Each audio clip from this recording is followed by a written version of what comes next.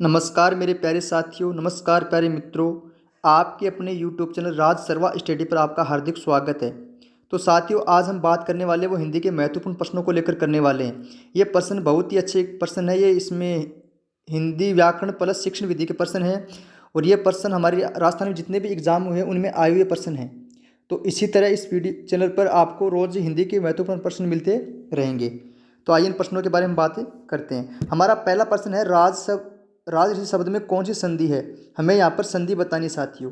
गुण संधि, यण संधि और दीर्घ संधि और वृद्धि संधि। तो साथियों, हमारा जो आंसर होगा वह होगा गुण संधि। सवर संधि का एक भाग है ये। इसकी संधि विच्छेद क्या होगी? राजधन ऋषि। राजधन ऋषि। ए और री मिलकर अर बनाते हैं। तो ए और री मिलकर क्या बनाते हैं? अर बनाते हैं। और यहाँ पर संधि कौन सी होती है? गुण संधि होती है। और संधि क्या बनेगी? राज ऋषि बनेगी। नेक्स्ट प्रश्न देखो, 2 नंबर का, हिंदी वर्णमाला में स्पर्श व्यंजन कितने हैं? हमें स्पर्श व्यंजनों की संख्या बतानी है। 25, 10, 20, 15। तो हमारा जो आंसर होगा वह होगा 25। कैसे लेकर मैं तक वर्णमाला में जो भी वर्ण हैं वो सारे क्या होते हैं? स्पर्श व्यंजन होते हैं। इनकी संख्या होती है वो 25 होती है। प्रश्न नंबर देखो, 3 नंबर, प्रत्याशा शब्द में उपसर्ग बताना है। प्रह, प्रति, प्रत्यय और प्रति। तो हमारा जो आंसर होगा 4 नंबर का होगा प्रति। प्रतिधन आशा, क्या बनेगा इसका? प्रतिधन आशा। ईधन ए मिलकर क्या बनाते हैं? ये बनाते हैं। और यहाँ पर संधि होगी वो होगी यण। उपसर्ग पूछे तो प्रति और संधि पूछे तो यण संधि। ईधन ए मिलकर क्या बनाएंगे? ये बनाएंगे। प्रश्न नंबर देखो नेक्स्ट, 4 नंबर, शासिका शब्द में प्रयुक्त प्रत्यय है। शासिका शब्द दिया साथियों हमें, इसमें प्रत्यय बताना है। ई का, इका, सिका और का। तो हमारा जो आंसर होगा वह होगा इका। शासिका में प्रत्यय कौन सा है? इका प्रत्यय। नेक्स्ट प्रश्न देखो, 5 नंबर का, किस शब्द में अव्ययभाव समास नहीं है? हमें यहाँ पर अव्ययभाव समास नहीं है वो बताना है। एक शब्द दिया जिसमें अव्ययभाव समास नहीं है। हमें पता है कि अव्ययभाव समास में पहला पद या तो उपसर्ग मिलेगा या फिर अव्यय शब्द मिलेगा। तो देखो, आमरण, इसमें क्या आ उपसर्ग है और मरण मूल शब्द हो गया। यथा साध्य, साध्य में देखो पहले यथा शब्द है तो ये क्या है? अव्यय शब्द है। आ जन्म में आ उपसर्ग है। पर देखो श्रम साध्य, इसमें अव्ययभाव समास नहीं है क्योंकि इसमें पहले ना ही तो इसमें उपसर्ग है और ना ही कोई अव्यय शब्द है। तो इस प्रकार क्या होगा? इसमें अव्ययभाव समास नहीं है। तो राइट आंसर होगा श्रम साध्य। अगला प्रश्न देखो, 6 नंबर का, जिस समास के दोनों पद प्रधान होते हैं वह कौन सा समास होता है? भाई, जिसके दोनों पद प्रधान होते हैं वह कौन सा समास होता है? हमारा द्वंद्व समास होता है। जैसे माता पिता, माता और पिता, तो यहाँ पर दोनों पद क्या? प्रधान। और जहाँ पर दोनों पद अप्रधान होते हैं, क्या अप्रधान होते हैं, वह कौन सा समास होगा? तो साथियों वह होगा हमारा बहुव्रीहि समास। क्योंकि जिसका अर्थ अन्य पे जाए, जिसके दोनों पद प्रधान न होकर कोई तीसरा पद होगा, तीसरा अर्थ देगा, वहाँ पर समास कौन सा होगा? हमारा बहुव्रीहि समास। तो जहाँ पर दोनों पद प्रधान होते हैं वह द्वंद्व है और जहाँ पर दोनों पद अप्रधान होते हैं वह होता है बहुव्रीहि समास। देखो प्रश्न नंबर 7 का, कौन सा शब्द जातिवाचक संज्ञा है? कौन सा शब्द जातिवाचक संज्ञा है? हमें यहाँ पर जातिवाचक संज्ञा है वो शब्द बताना है। हिमालय, गंगा, पवित्रता और नदी। तो हिमालय शब्द ये व्यक्तिवाचक संज्ञा है, विशेष है। गंगा ये भी एक नदी का नाम है, ये भी विशेष है। पवित्रता ये भाववाचक संज्ञा है। पर देखो नदी, नदी बहुत सारी होती है, किसी विशेष की बात नहीं कर, हम बात सिर्फ नदी की कर रहे हैं, नदियाँ तो बहुत हैं। तो ये क्या? जातिवाचक संज्ञा। तो हमारा यहाँ पर राइट आंसर क्या होगा? 7 में नदी, इसमें जातिवाचक संज्ञा है। प्रश्न नंबर देखो 8 का, शायद कमरे में कोई छुपा हुआ है। शायद कमरे में कोई छुपा हुआ है। यहाँ पर कोई शब्द है, इसमें हमें सर्वनाम बताना है।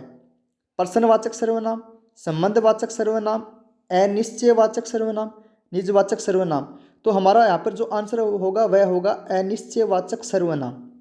क्योंकि देखो साथियों, हमें पूछा शायद कमरे में कोई छुपा हुआ है। कोई मतलब किसी के, कोई छिपा तो है पर कौन छिपा इसके बारे में पता नहीं है, तो अनिश्चयवाद है यहाँ पर। तो सर्वनाम कौन सा होगा? अनिश्चयवाचक सर्वनाम। नेक्स्ट प्रश्न देखो 9 नंबर का, शक्ति शब्द से बनने वाला विशेषण है। शक्ति शब्द से बनने वाला विशेषण है शक्तिशाली, शक्तिम, सत्य और सात्विक। तो हमारा जो राइट आंसर होगा वह होगा शक्तिशाली। शक्ति शब्द से क्या बनेगा? शक्तिशाली विशेषण शब्द बनेगा। नेक्स्ट प्रश्न देखो 10 नंबर का, मैं नहा धोकर नाश्ता करूंगा। वाक्य में क्रिया, यहाँ पर क्रिया बतानी है। नाम धातु, प्रेरणार्थक क्रिया, पूर्णकालिक क्रिया और सार्वकालिक क्रिया। तो देखो मैं नहा धोकर, पहले नहाने धोने का काम होगा, उसके बाद नाश्ता किया जाएगा। तो यहाँ पर कौन सी होगी? पूर्णकालिक क्रिया। पहले एक काम करेगा नहाने धोने का, तो वहाँ पर कौन सी क्रिया होगी? पूर्णकालिक क्रिया। नेक्स्ट प्रश्न देखो 11 का, उत्तम शब्द का सही विलोम है। उत्तम शब्द का सही विलोम है अधम, निकर्ष, उदार और उद्यमी। तो उत्तम का अर्थ होता है सर्वश्रेष्ठ, तो इसका उल्टा क्या होगा? नीच। तो अधम, उत्तम क्या होगा? अधम विलोम होगा। नेक्स्ट प्रश्न देखो 12 का, बामा, कामिनी, रमणी, ललना ये शब्द किसके पर्यायवाची हैं? हमें यहाँ पर पर्यायवाची बताना है। गंगा का होगा, भूमि, नारी, सरिता। तो हमारा जो आंसर होगा वह होगा नारी। नारी को हम भामा, कमनी, रमनी, ललना ये शब्द ये इसके पर्यायवाची हैं। नेक्स्ट प्रश्न देखो 13 का, तद्भव शब्द बताना। यहाँ पर तद्भव शब्द है निम्न में से संध्या, कमल, आग और सभी। तो साथियों हमें पता होना चाहिए तद्भव और तत्सम शब्द में क्या फर्क है। तत्सम शब्द वो है जो संस्कृत में आते हैं, और तद्भव जो हिंदी के शब्द हैं। तो देखो संध्या, संध्या हमें पता है ये संस्कृत में जैसे इसको रात बोलते हैं, तद्भव क्या होगा? रात होगा या रात्रि। कमल है या आग है या सभी। तो हमारा जो यहाँ पर जो आंसर हुआ होगा आग। ये क्या है? तद्भव शब्द है। और इसको तत्सम में क्या बोलते हैं? अग्नि बोलते हैं। क्या बोलते हैं साथियों? अग्नि। ये तत्सम शब्द है अग्नि, और तद्भव क्या होगा? आग होगा। नेक्स्ट प्रश्न देखो 14 का, जिसको थोड़ा ज्ञान हो। वाक्यांश के लिए एक शब्द बताना हमें कि जिसको थोड़ा ज्ञान हो, उसको क्या बोलेंगे? अल्पज्ञ, अभिज्ञ, अनभिज्ञ, यज्ञ। तो साथियों हमारा जो राइट आंसर वह क्या होगा? यहाँ पर अल्पज्ञ।